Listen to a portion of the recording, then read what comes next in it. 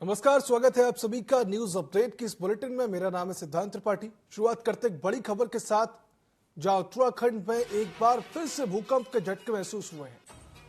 बात कर रहे उत्तरकाशी की, जहां पर फिर डोली देवभूमि। उत्तरकाशी में लगे भूकंप के झटके। उत्तराखंड से बड़ी खबर, जहां उत्तरकाशी में भूकंप के झटके महसूस हुए हैं। डर के मारे घर से बाहर भागे लोग। बड़ी खबर बात कर रहे हैं, डर की वजह से घर से बाहर भागने लगे लोग। भूकंप के झटके महसूस किए गए। 2.7 आंकी गई भूकंप की तीव्रता। उत्तरकाशी से बड़ी खबर, जहां एक बार फिर से डोल उठी थी देवभूमि। उत्तरकाशी में लगे भूकंप के झटके। 2.7 की रिक्टर स्केल पर तीव्रता मापी गई है।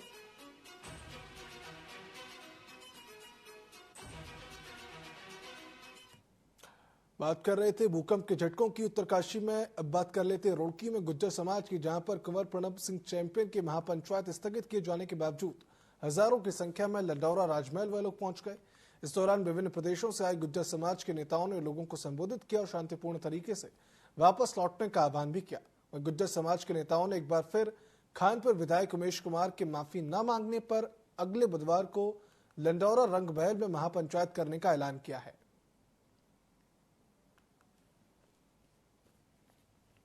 इन लोगों का कहना है कि इनका पंचायत से मतलब नहीं, ये महल के साथ जो उनकी आस्था है उसको लोग के दूर दूर से चल दिए थे, तो शायद इन तक वो मैसेज नहीं जा पाए। ये लोग यहाँ काफ़ी संख्या में आए थे, तो आने के बाद ठीक है उनसे वार्ता हुई। इसमें काफ़ी सारे प्रतिष्ठित लोग और संवैधानिक पदों पर बैठे लोग भी इसका हिस्सा रहे थे। तो आपस में बातचीत करके महल के अंदर इन्होंने करीब 10-15 मिनट बिताए हैं, उसके बाद चले गए। आज की जो रंगमहल की मीटिंग है, इसके 2 ही एजेंडे निकाल के रखे हमने और सरकार से मांग की है कि जल्द से जल्द कल की डेट में, कल परसों के अंदर अंदर चैंपियन साहब को अगर जमानत नहीं दी तो ऐसी आक्रोश एक जनसभा बहुत बड़ा रूप लेगी, जो रेल और बसों को जाम किया जाएगा रोडों पे, अगर 2 दिन के अंदर अंदर उनकी रिहाई नहीं की गई। रंगमहल में क्योंकि यहाँ पर 29 तारीख की पंचायत रख दी गई थी, उससे पूरे भारत का गुजर रंगमहल के लिए कूच कर रहा था। तो जो वहाँ से आदमी निकल चुके थे और कुछ लोग पहले से ही पहुंच चुके थे, तो सबने ये मीटिंग का जब पता पड़ा बीच में, तो सब लोग बहुत वापस चले गए। और जो यहाँ पे पहुंच चुके थे वो अपना आक्रोश और रंगमहल के बारे में जो उसने बदतमीजी करी है, ये पूरे भारतवर्ष में इसका गुजरों में रोष है। तो वहाँ पर जो है इसी गतिविधि के लिए रोष जताने के लिए यहाँ पर सब एकत्रित हुए। उमेश विधायक में और चैंपियन साहब में चल रहा था, इसमें सारी गलती उमेश विधायक की है, पहल उनने की है। यहाँ आके हमारी धरोहर पे गलत शब्द बोलने का जो काम किया है वो उसने किया है, और वो प्रशासन ने उसका एक तरफा उसका पक्ष लिया है और हमारे चैंपियन साहब के खिलाफ उसने कार्रवाई कर दी। ये विरोध था हमारा। इस विरोध के कारण अक्सर पंचायत रखी गई और पंचायत में प्रशासन डरा। एक दिन तो सारा दिन यहीं खड़ा रहा एक टांग पे, फिर अगले दिन वहाँ हमारी रानी साहिबा और प्रतिनिधिमंडल वहाँ गया। उन्होंने सब वादा कर लिया है कि चैंपियन साहब की धारा कटेगी 307 और उस पर लगेगी, या तो उन पर कटेगी, नहीं तो उसे भी जेल जा रहा पड़ेगा। अगली खबर पौड़ी से है, जहां निकाय चुनाव खत्म होने के बाद भाजपा और कांग्रेस हार की समीक्षा करने में लगी है। दरअसल भाजपा जिला अध्यक्ष ने अपनी ही पार्टी के विधायक और अन्य कार्यकर्ताओं पर उन्हें हराने का आरोप लगाया, जिस पर अब कांग्रेस भी चुटकी लेते हुए दिखाई दे रही है। कांग्रेस के जिला अध्यक्ष विनोद नेगी ने सुषमा रावत के बयान पर टिप्पणी देते हुए कहा कि भाजपा के नेता खुद ही भ्रष्टाचार कर रहे हैं और जनता के समक्ष ईमानदारी का चोला ओढ़े हुए हैं। वहीं उन्होंने कांग्रेस को मिली हार पर जवाब देते हुए कहा कि जिन कार्यकर्ताओं ने कांग्रेस से गद्दारी कर दूसरी पार्टी के लिए काम किया है, उन पर 31 जनवरी को सख्त कार्रवाई की जाएगी। पूर्व में भी जो है, जो इनके विधायक रहे उन पे 25% के भ्रष्टाचार के आरोप थे, कमीशन के आरोप थे। और आज जो है, जो वर्तमान में विधायक हैं उन पर उन्हीं की जो संगठन की जो जिलाध्यक्ष महोदय हैं, वो जो है लगातार जो है 22% कमीशन का आरोप लगा रही है। तो आज हम इस संबंध में माननीय जिलाधिकारी महोदय को मिलने जा रहे हैं और उनको ज्ञापन देंगे कि इनके खिलाफ जो है सीबीआई की जांच की जाए, और अगर सीबीआई की जांच नहीं की जाती है, निश्चित रूप से कांग्रेस सड़कों पर उतरेगी और पुरजोर विरोध करेगी। करना पड़ा है कांग्रेस को। देखिए, कांग्रेस ने बहुत अच्छा चुनाव लड़ा, लेकिन निश्चित रूप से हम जीत के मुहाने पर आकर हम लोग जो है जीत से वंचित रह गए। इसके पीछे बहुत बड़े कारण हैं। उन कारणों के बारे में हम लगातार बैठ रहे हैं और 31 तारीख को भी हमारी इस संबंध में समीक्षा बैठक यहाँ पर है। निश्चित रूप से हमारे जितने भी कांग्रेस के लोग हैं, पदाधिकारीगण इस बैठक में रहेंगे, हमारे वरिष्ठ कार्यकर्ता इसमें रहेंगे। तो वहीं रुद्रपुर से प्रयागराज में चल रहे महाकुंभ में मौनी अमावस्या के अवसर पर शाही स्नान के दौरान भगदड़ मचने से उत्तराखंड के उधम सिंह नगर जिले की रहने वाली गुड्डी देवी की मौत हो गई।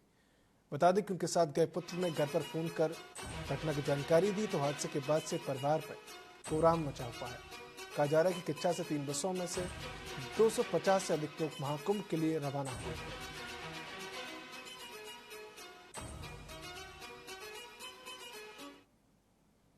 वहीं नैनीताल से दिल को झकझोर कर देने वाली एक घटना सामने आई है, जहां मल्लीताल स्थित गौशाला का ताला तोड़कर रात में अंदर बंधी एक छोटी बच्चिया के साथ अज्ञात ने कुकर्म किया। इस घिनौनी घटना का पता लगने से लोगों में आक्रोश भड़क उठा है और घटना की सूचना के बाद पुलिस और स्थानीय लोग मौके पर पहुंच गए। साथ ही घटना पर हिंदूवादी संगठनों ने कड़ी प्रतिक्रिया व्यक्त करते हुए मामले की कानूनी जांच कर आरोपियों को सख्त सजा दिलवाने की मांग की है। वहीं स्थानीय लोगों ने भी इस अपराध की निंदा की और आरोपियों को दंडित करने की मांग की है। पुलिस ने मामले में अज्ञात के खिलाफ मुकदमा दर्ज कर अभियुक्त की तलाश शुरू कर दी है। गौ माता को बांधकर कुछ अनैतिक कृत्य करने का प्रयास किया और काफी चोटें भी पहुंचाई हैं। उनका उपचार किया गया है, डॉक्टरों ने भी देखा है, कुछ सैंपल्स भी लिए हैं और हमारी प्रशासन से मांग है कि जल्द से जल्द ऐसे लोगों को पकड़ा जाना चाहिए, क्योंकि इससे शहर का माहौल खराब हो रहा है और यदि जल्द से जल्द कार्रवाई नहीं हुई तो हम आंदोलन भी करेंगे इसमें, और इसको जब तक नहीं पकड़ा जाएगा तब तक हम बैठेंगे नहीं।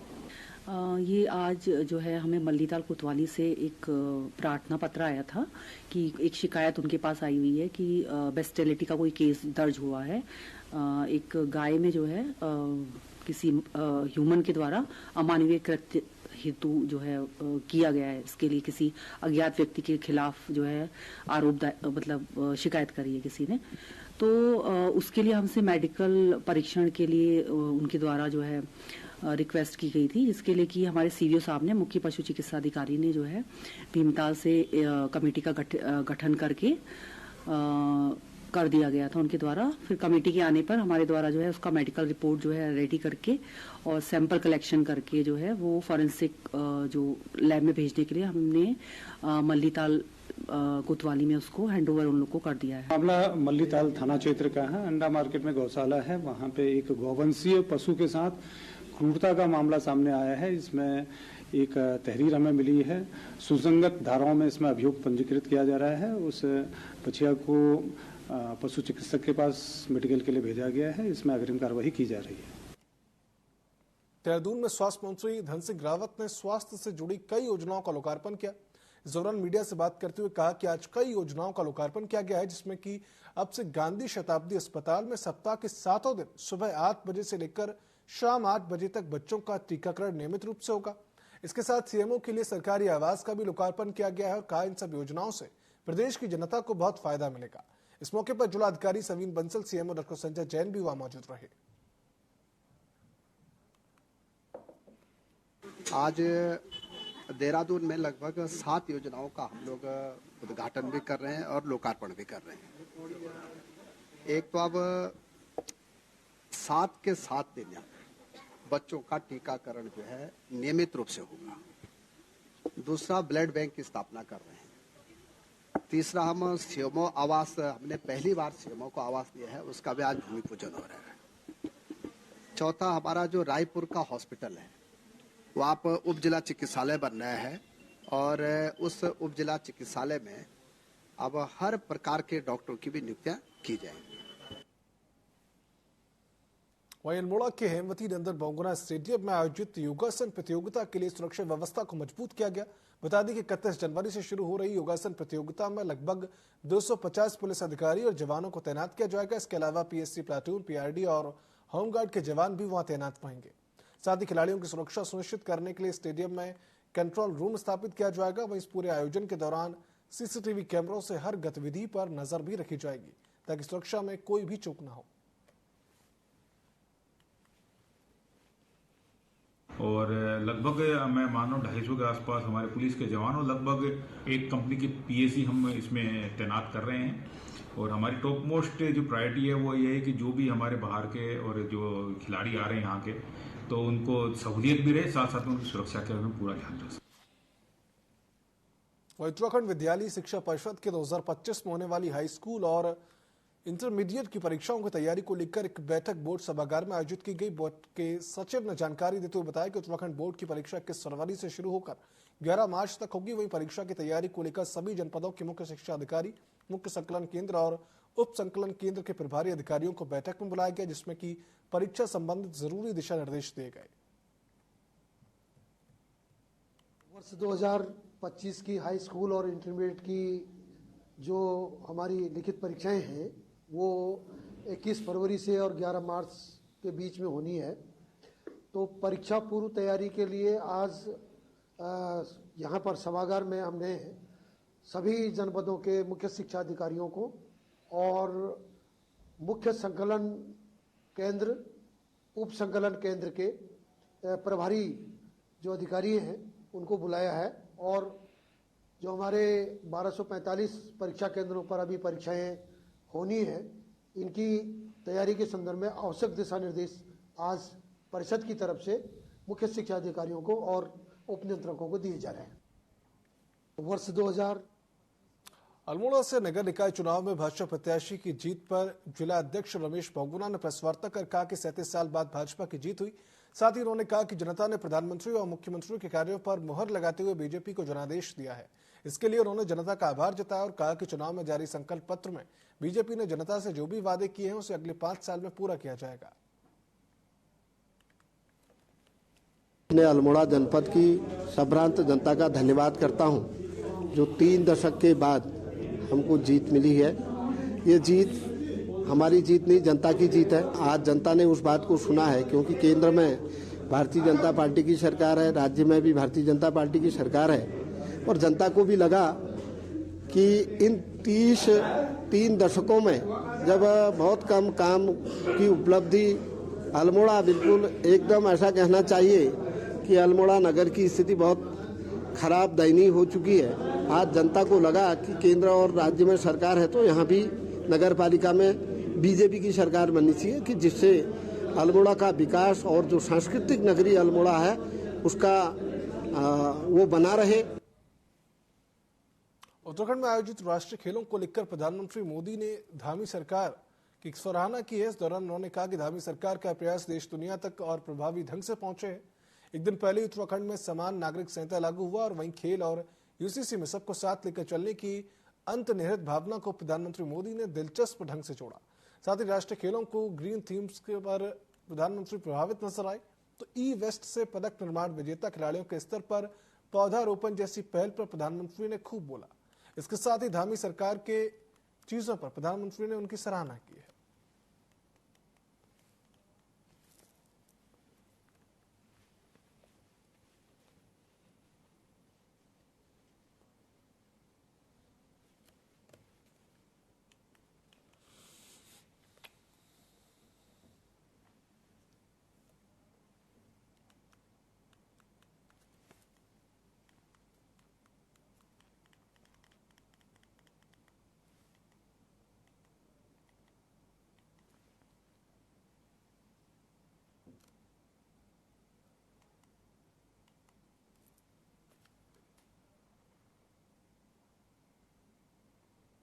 तो उत्तराखंड के एनुअल स्टेट एजुकेशन रिपोर्ट में कहा गया कि प्रदेश के प्रारंभिक स्कूल के कक्षा 5वीं के 36% बच्चे तीसरी कक्षा की किताबें पढ़ने में सक्षम ही नहीं है।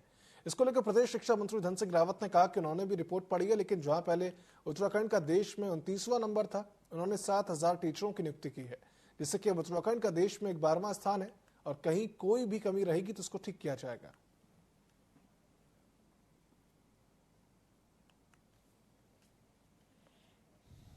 स्थान पे आ गया है। अभी तक हमारा राज्य लगभग 29वें स्थान पे था और जब से हमने 7000 टीचरों की नियुक्ति की है, अब आप देख रहे होंगे कि बेसिक शिक्षा में अब टीचरों की कमी खत्म हो गई है। आपने ये भी देखा होगा कि हमारे उत्तराखंड के बच्चे स्मार्टफोन की जानकारी जो है पूरे भारतवर्ष में नंबर 1 पे आया है कि जो सबसे ज्यादा तकनीकी का ज्ञान हमारे बच्चे रखते हैं। तो कई सूचांक में उत्तराखंड नंबर 1 पे भी है, कई नंबर 2 पे भी है, कई नंबर 3 पे भी है। टोटल में हम पूरे देश में टॉप 15 राज्यों में शामिल होंगे। उत्तराखंड में यूसीसी लागू होने के बाद सियासत भी गरमाई हुई है। विपक्षी दल की बात करें तो वहां नेता यूसीसी का विरोध कर रहे हैं। लोहाघाट में पूर्व कांग्रेस प्रदेश उपाध्यक्ष भागीरथ भट्ट ने यूसीसी बिल का विरोध करते हुए कहा कि इस बिल का प्रदेश की जनता को कोई फायदा नहीं है। उन्होंने कहा कि प्रदेश के मुख्यमंत्री रोज लव जिहाद के खिलाफ बोलते हैं, लेकिन इस कानून के माध्यम से लव जिहाद को ही कानूनी मान्यता दे दी है। वहीं पूर्व कांग्रेस प्रदेश उपाध्यक्ष ने आगे कहा कि अगर सरकार को प्रदेश की चिंता है तो ऐसे बिल लाए जिससे कि प्रदेश का विकास हो और जनता का भला हो।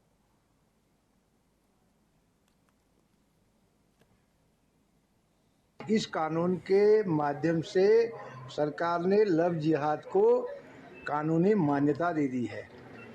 कोई भी लड़का लड़की जो लव रिलेशन में रहना चाहते हैं वो एसडीएम के यहाँ अपना रजिस्ट्रेशन कराएंगे और उनको कानूनी बाध्यता, कानूनी जो है वैधता मिल जाएगी। और उसके बाद अगर इत्तेफाक से कोई संतान उनसे पैदा हो गई उसको भी लीगल राइट यानी कानूनी मान्यता है, संपत्ति में अधिकार है।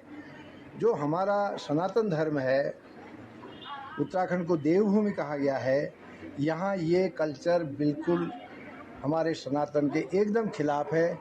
हमारे समाज में ये कहीं पर भी मान्य नहीं है कि कोई लड़का लड़की बिना विवाह के जो है कहीं पर रहें। एकदम अनैतिक है, अवैध है। हमारे धर्मशास्त्रों में इसको मान्यता नहीं है, समाज में नहीं है आज भी। लेकिन ये सरकार पता नहीं इसको किसने ऐसा दिया है, इसने इसको मान्यता दे दी है। इसका एक बहुत बड़ा हम लोग विरोध कर रहे हैं। जनता को भी इसमें सोचना चाहिए, कम से कम इस चीज़ को हटाना चाहिए। ये बहुत बड़ा इसके व्यापक जो है दुष्परिणाम होंगे। तो उत्तराखंड में अराजकता के बीच 38वें नेशनल गेम्स की ओपनिंग सेरेमनी खत्म हुई और प्रधानमंत्री नरेंद्र मोदी के जाते ही सुरक्षा व्यवस्था निष्क्रिय पड़ गई। सभी दर्शक मैदान में उतर आए। इतना ही नहीं बल्कि सिंगर जुबेन नौटियाल के स्टेज पर पहुंचकर उन्हें घेर लिया। वहीं सिंगर पवनदीप राजन बिना प्रस्तुति के ही वापस लौट आए।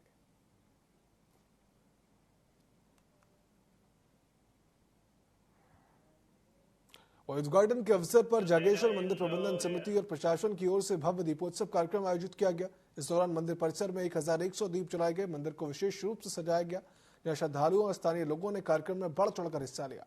वहीं महिलाओं ने पारंपरिक परिधानों में सजकर शगुन आखर गाते हुए राष्ट्रीय खेलों के सफल और निर्विघ्न संपन्न होने की प्रार्थना की। इस अवसर पर कई स्कूलों से आए चित्रकला शिक्षकों ने राष्ट्रीय खेलों के प्रतीक चिन्हों को मंदिर परिसर में आकर्षक तरीके से सजाया।